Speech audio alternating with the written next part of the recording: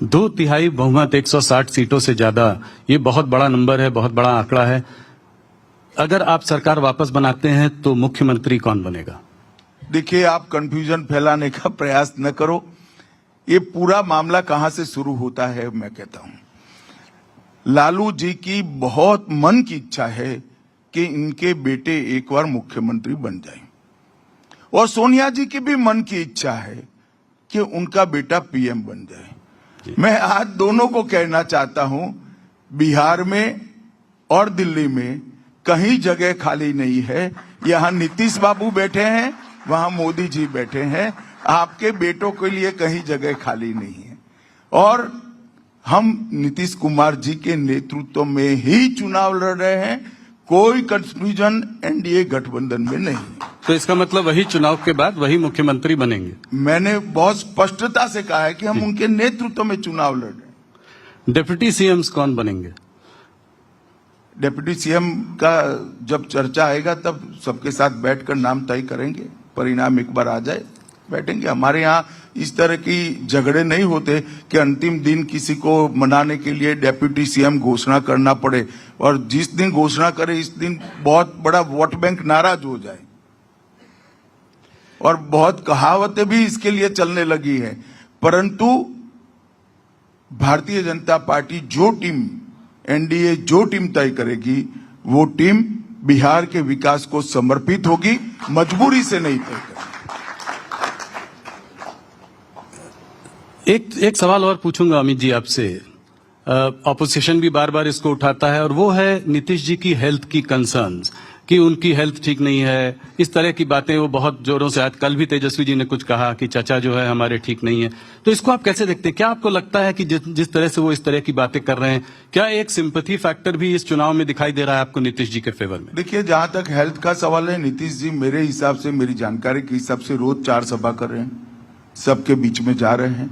4 सभा करती है तो मैं भी करता हूं। 3 मंजिला ऊपर चढ़ना पड़ता है, उतरना पड़ता है जी, और कम से कम 2.5 किलोमीटर 3 किलोमीटर चलोगे तब 4 सभा कर पाओगे। कहां हेल्थ का सवाल है? और लालू राबड़ी के हर सवाल का जवाब नीतीश जी दे रहे हैं, परंतु वो भ्रांति खड़ी कर एक छवि खड़ी कर इससे बाहर निकलना चाहते हैं। महागठबंधन में सीट शेयरिंग को लेकर काफी दिनों तक जो है लड़ाई झगड़ा चलता रहा। बहुत देर बाद वो लोग जाकर किसी कंक्लूजन पर आ पाए। उसके बाद जो है ओवैसी जी ने कहा कि जो है 2% वाला डिप्टी सीएम बनेगा, 12% वाला सीएम, और जो 18% वाला है वो दरी बिछाएगा।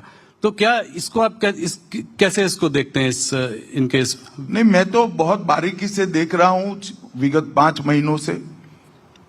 इनके गठबंधन के अंदर कोई मनमेल नहीं है, मजबूरी से बना हुआ गठबंधन है। कोई रूट कर 2 महीने तक आता नहीं है, विदेश चला जाता है।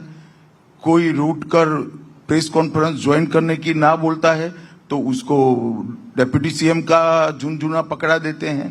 और सीटों के बंटवारे में भी इतने झगड़े हुए हैं, अंत तक एक लिस्ट ये महागठबंधन नहीं घोषित कर पाया। हमारे गठबंधन ने, एनडीए ने पूरी लिस्ट की सूची एक साथ घोषित कर दी। कहीं पर कोई कंफ्यूजन नहीं। हम एक मुश्त होकर 5 पार्टियां 5 पांडव की तरह लड़ रही हैं, और सामने इतना बड़ा बिखराव है कि जिसकी कल्पना ही नहीं हो सकती। ये एक जमाने में इंदिरा जी विपक्ष के गठबंधन के लिए कहती थी, इस संतरे जैसा गठबंधन है, चुनाव का छिलका निकलते ही सारी कलियां अलग अलग हो जाएगी और ये बिखर कर टूट जाएगी।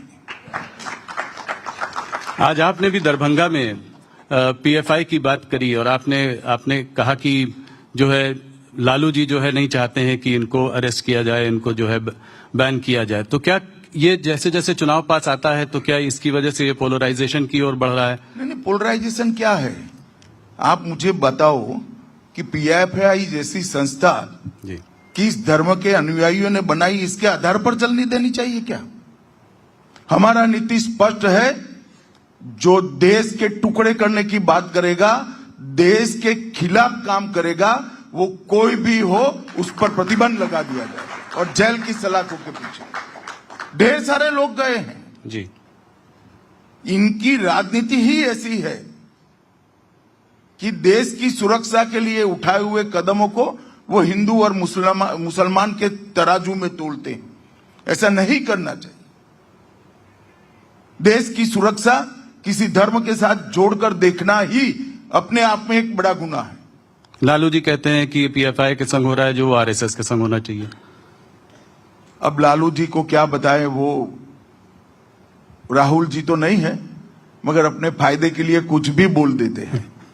वो राजनीतिक स्कोर करने के लिए ऐसा बोलते हैं, उनकी वोट बैंक को एड्रेस करने के लिए बोलता है।